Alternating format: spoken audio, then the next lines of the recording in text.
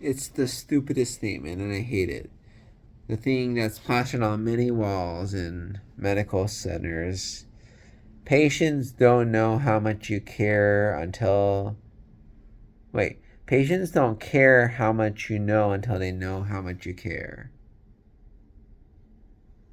Whether or not it's true is a moot point because it's just stupid. So think about it.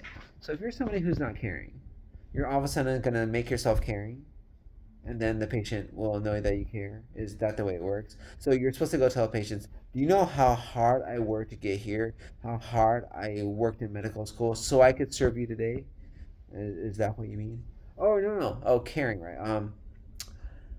Oh, I really understand how much pain you're feeling.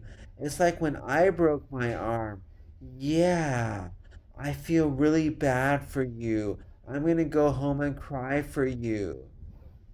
Like, seriously? Like, what do you mean? Oh, does it? Oh, so you bring in donuts for your patient? Hey, I really care about you. I mean, yeah, I know this diabetes is difficult, but I brought you some treats because, I wanted to do something special for you. So here's some donuts, or maybe latex balloons, or whatever you have, right? But the whole idea that patients need to know you care.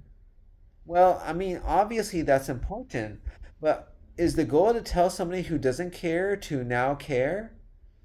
Or is the goal to tell them that you got to show them and tell them explicitly how you're caring for them?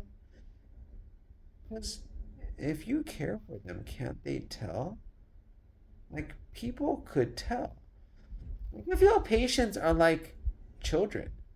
Like, they sort of see when you're truthful or you're not, right? I mean, they're not.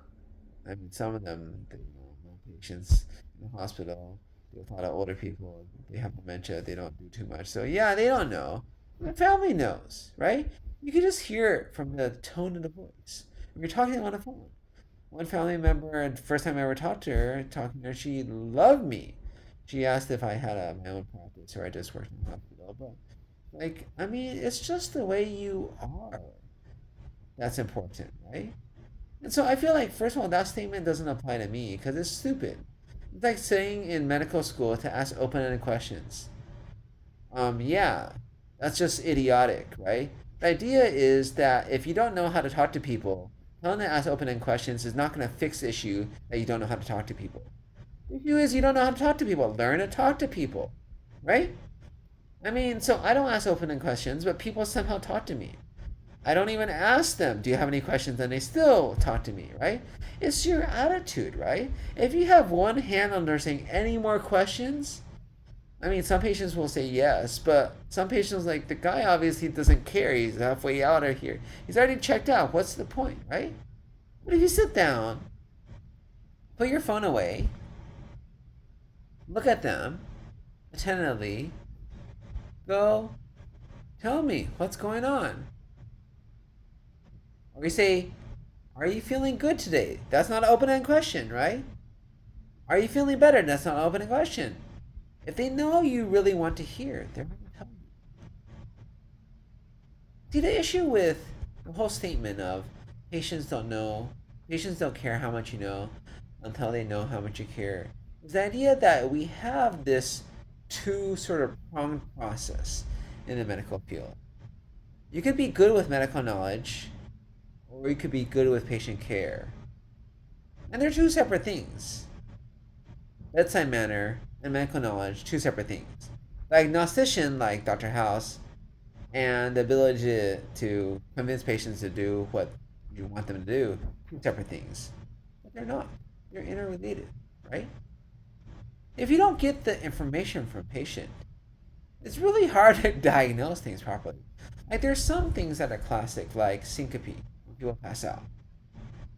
History is so much more important than anything else. Even more important than most labs or tests you do. If you know what exactly happened, you could probably figure it out. I'll say 89% of the time. You still need tests for some other parts. But the whole idea is that if you don't have a relationship with the patient, you really can't do very much because we're not at that point where you could just scan some of the tricorder you know what's wrong with them. You still need to talk to them and figure things out. Because just because your body is this way objectively doesn't mean you feel that way. And our goal is to make people feel better, right? Which has a lot of psychological aspects, which I will talk about on my next talk. But the statement's stupid. Really, what you should say is medical knowledge is caring for people. The people who are intelligent, who have medical knowledge but may not have so much people skills, they'll think about that, process it, and hopefully work on the bedside manner.